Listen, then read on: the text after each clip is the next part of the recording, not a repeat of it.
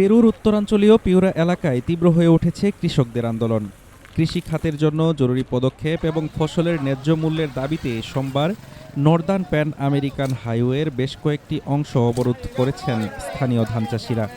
জাতীয় কৃষি ধর্মঘটের অংশ হিসেবে কৃষকদের এই মহাসড়ক অবরোধে স্থবির হয়ে পড়েছে ওই অঞ্চলের যোগাযোগ ব্যবস্থা। আন্দোলনকারীদের অভিযোগ, বাজারে ধান, ভুট্টা, ডাল ও তুলার দাম এতটাই কমে গেছে যে হাড়ভাঙা খাটুনি শেষে উৎপাদন খরচই যে উঠছে না তাদের।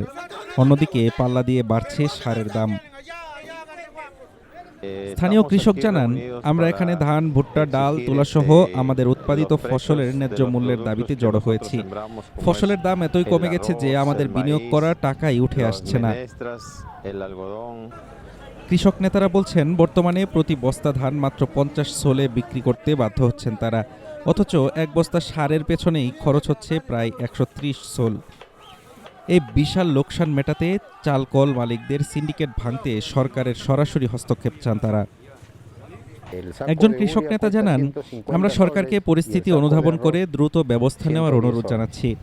সরকারের উচিত মিল মালিকদের ভূমিকা খতিয়ে দেখা এবং ফসলের একটি সঠিক দাম নিশ্চিত করা, যাতে অন্তত আমাদের উৎপাদন খরচটুকু উঠে আসে।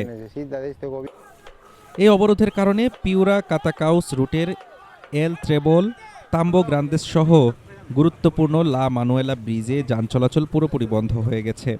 চরম ভোগান্তিতে পড়েছেন সাধারণ মানুষ ও পরিবহন শ্রমিকরা। তবে কৃষকদের এই দাবির প্রতি সহমর্মিতা জানিয়েছেন অনেকেই।